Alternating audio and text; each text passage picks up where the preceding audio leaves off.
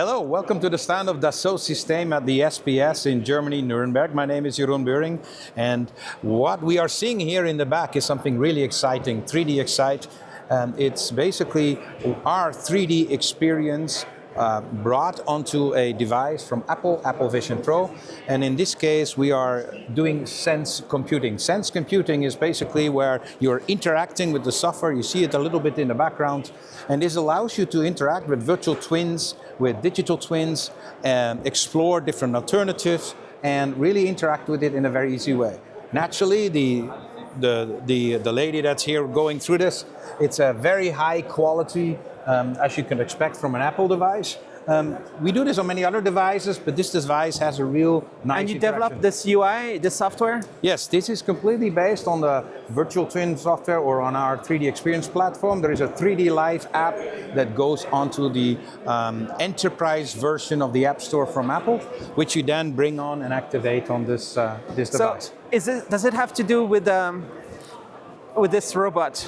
How is it connected with this robot? Yes, it doesn't have to do with this robot, but this is a very excellent use case of something that is real. You see a robot here. It's done by Automation Express, a Austrian company, small, 60 people, super quick and flexible in doing this.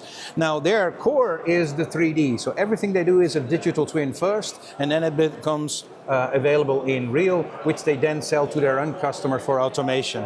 And that's, of course, very relevant for the SPS. So this is completely done in a digital world, which you can then also bring onto this Apple Vision Pro to experience it, to work through it, to maybe do maintenance on this using this. I see here it says Dassault Systèmes virtual worlds for real life. So you're merging the virtual world and the real world? That is correct. Dassault Systèmes has already been known as one of the biggest 3D content creators. One of the things that you see over there as well is 30 years of SolidWorks. 8.5 million users are actually creating digital content, 3D digital content, which we then use in various applications. So here I see the SolidWorks. Is that the software? SolidWorks electrical in use, or SolidWorks as a design software. It brings together the electrical world with the 3D world, which you can then also again bring into your complete system on the platform and then turn it into a real and you say object. So many millions of people using it? 8.5 million, we're celebrating this. We built this community over 30 years. And of course, we celebrated it yesterday with a wonderful birthday quake here, because this is the year when we have 30 years.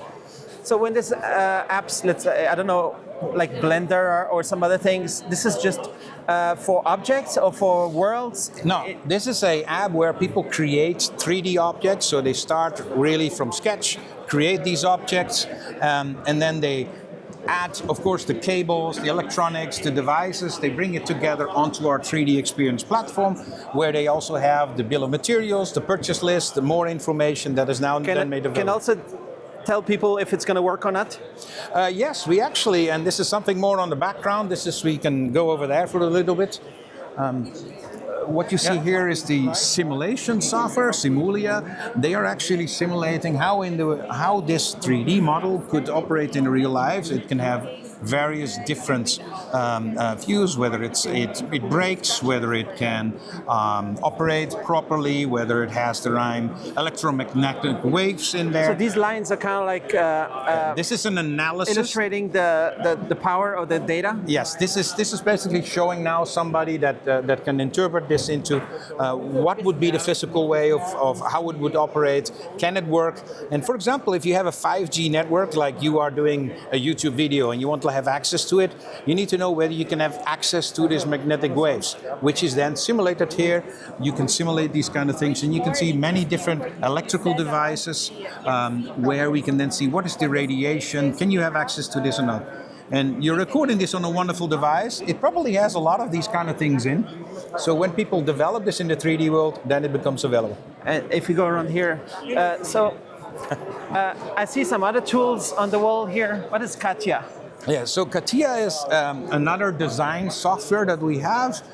So SolidWorks is normally very common on many industries that have Windows operations, and Catia is, for example, super well known in the automotive, in the aerospace industry, or also for very complex topics where you have a systems design that you need to make. And this is where Catia can bring this together. It also brings together complete factories, automation processes in 3D. And then you can see how you can digitally simulate this, go through it. Can the robot do this? Can the robot not do it? And you can also have some fun little things, because a lot of toys in this world are also created with our software. And here's That's some other Catia example. as well. It's the same thing. Which is really how you are working with composites. This is exactly a digital model of an MCO machine which can manufacturing topics, and this brings us actually to the next part.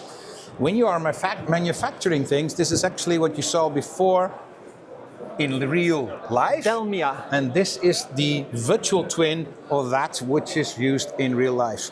And Delmia is for us our software that can help you manufacture things, that can steer, for example, these robots. It can simulate, and also when it goes into the turning machine, you can actually control the turning machine, build up this whole complete mechanism.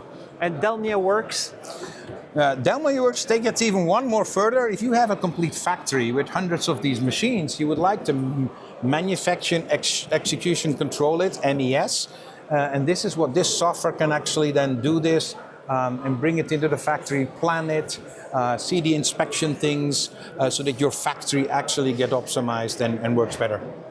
So all this is really mind-blowing technology. I wonder what could potentially be next in terms of AI, maybe automating some of some of these tools you have.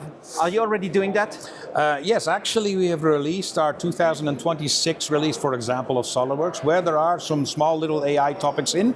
One of the things that you can see if you do a 3D design, sometimes you have a drawing that you need to create. This was manually done. We've launched now something where you can, on the platform, just save the 3D and say, create me automatically the 2D drawings. It comes back, it brings the drawings, and then AI has done a part of it. Now, is it perfect? Probably not, because AI at the beginning is a baby. It needs to learn.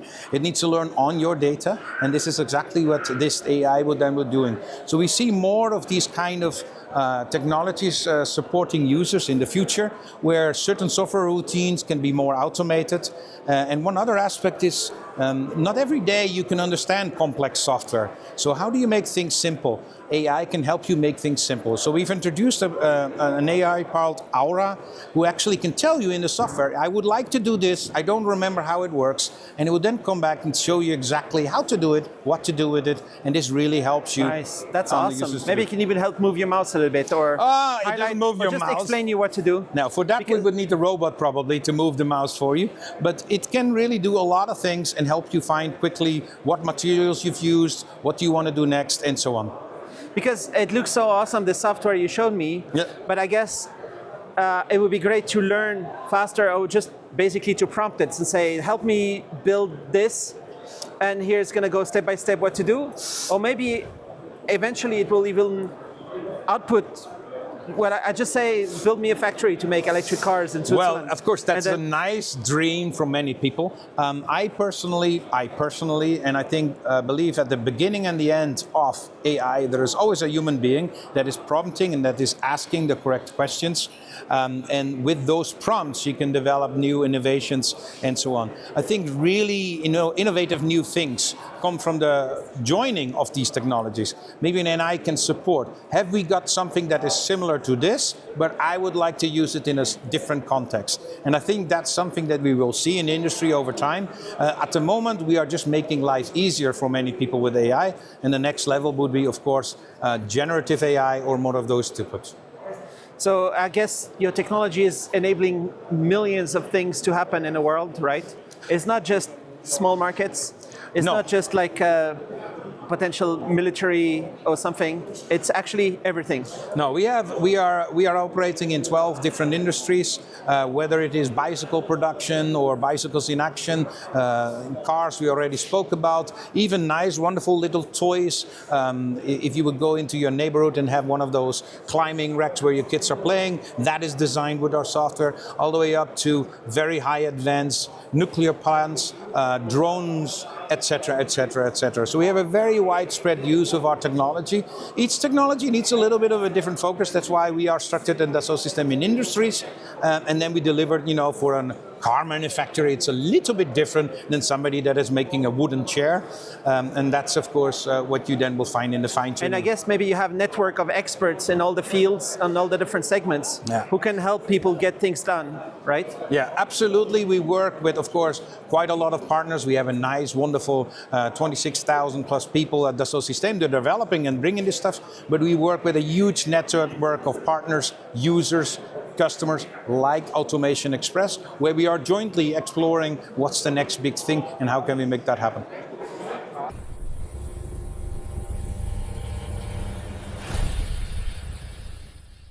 Don't get fooled by fake HDMI products. Only source authentic HDMI products from licensed HDMI adopters and authorized manufacturers and resellers to ensure compliance. Counterfeit or unlicensed products can cause poor performance. Certified HDMI products undergo official testing for safety and spec compliance. Avoid brand damage, warranty issues, and customer dissatisfaction from unlicensed products. Long-term cost savings come from reliable, genuine HDMI solutions. Unlicensed products may lack support and pose safety risks. Use certified HDMI cables with official HDMI certification labels. Report suspected counterfeit products at hdmi.org/resource/infringe. Thanks to our global partners for helping keep the HDMI brand real and ensuring consumers get the experience they deserve.